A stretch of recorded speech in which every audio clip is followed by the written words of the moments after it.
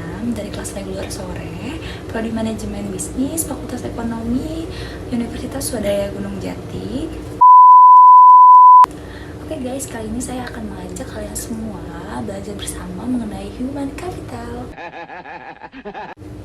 Dengan tujuan yang pertama agar menambah wawasan dan ilmu pengetahuan mengenai Human Capital, dan yang kedua untuk memenuhi tugas manajemen inovatif. Sasarannya yaitu untuk mahasiswa sendiri atau pelajar dan teman-teman semua yang menonton video ini. Oke guys, kita langsung saja mulai pembelajarannya. Jangan lupa subscribe, comment, and likes. Oke guys, kita lanjut ke pembelajaran Human Capital atau modal manusia. Arti dan pentingnya Human Capital. Istilah Human Capital pertama dikemukakan oleh seorang ekonom bernama Theodore Salt yang berpendapat bahwa peningkatan kesejahteraan pada perusahaan tidak tergantung pada tanah, peralatan, energi, maupun sumber daya, melainkan pada kompetensi pengetahuan dari pegawainya.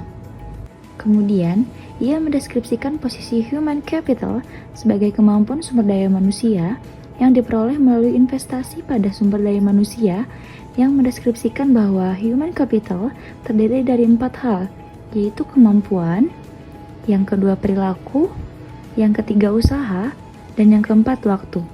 Semuanya ini dimiliki dan dikendalikan sepenuhnya oleh pegawai. Untuk mendeskripsikan human capital sebagai kombinasi dari keempat faktor tersebut sebagai berikut.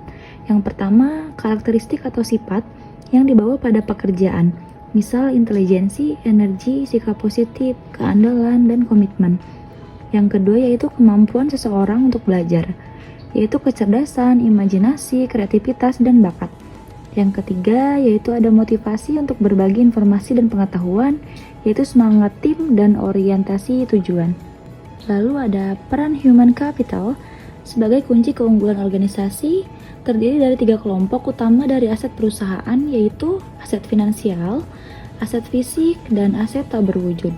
Aset finansial, misalnya uang tunai dan surat berharga, aset ini disebut financial capital. Yang kedua yaitu aset fisik, terdiri atas peralatan, gedung, dan tanah. Dan yang terakhir ada aset tak berwujud, misalnya modal organisasi, aliansi bisnis, pelanggan, merek, reputasi, dan modal intelektual. Hubungan kompetensi karyawan dengan human capital.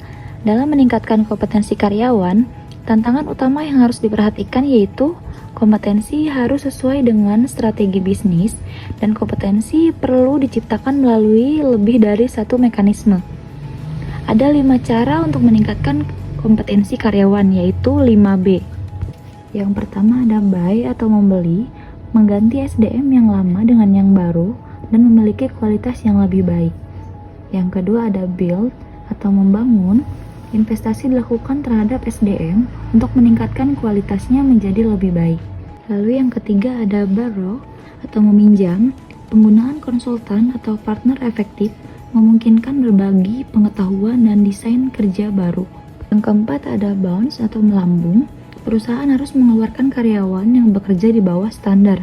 Dan yang terakhir, yang kelima ada bind atau mengikat karyawan jangan keluar merupakan tindakan kritis pada semua tingkatan.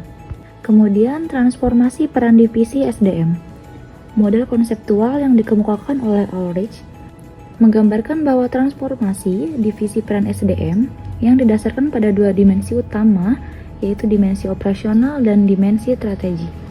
Dari 2 dimensi ini muncul 4 peran SDM, yakni strategic partner, administrative expert, employee champion, dan change agent. Strategic partner yaitu departemen SDM harus mampu menjadi partner bagi manajer lini dan manajemen lainnya dalam mengeksekusi strategi dan membantu merealisasikan perencanaan. Kemudian administrative expert membantu tercapainya efisiensi administratif dan memastikan bahwa cost dapat dikurangi dan kualitas tetap terjaga secara kontinu. Kemudian ada employee champion, departemen SDM harus dapat menunjukkan komitmennya terhadap manajemen dan pada waktu yang sama berusaha meningkatkan kontribusi karyawan lebih besar. Dan yang terakhir ada change agent, departemen harus dapat menjadi agen perubahan yang kontinu membantu proses dan kultur secara bersama, meningkatkan kapasitas organisasi untuk lebih baik. Ada 3 tingkat kompetensi dalam sistem pengukuran human capital. Yang pertama yaitu activity level, yaitu pengukuran aktivitas rutin SDM seperti rekrutmen, pemberhentian, promosi, dan lain-lain untuk syarat laporan internal. Yang kedua yaitu functional level, yaitu kolaborasi dengan unit fungsional organisasi, misal divisi dalam mengukur aktivitas, mengumpulkan dan menerjemahkan data, dan mengambil tindakan koleksi.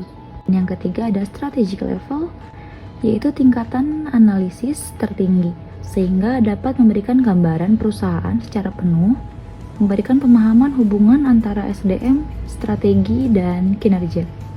Nah guys, dari ketiga tingkat kompetensi, diketahui bagaimana melakukan pengukuran nilai human capital pada ketiga tingkat tersebut, dimulai dari tingkat corporate dalam unit bisnis fungsional. Tingkat terendah yaitu aktivitas dari divisi SDM. Untuk mengintegrasikan sistem pengukuran tersebut menjadi sistem yang kohesif dalam suatu jalur yang terdiri dari 3 tingkat, dan pada masing-masing tingkat terdapat aktivitas yang dapat diukur beserta hasilnya.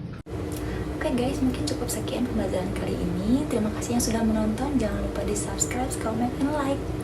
Bye. Assalamualaikum warahmatullahi wabarakatuh.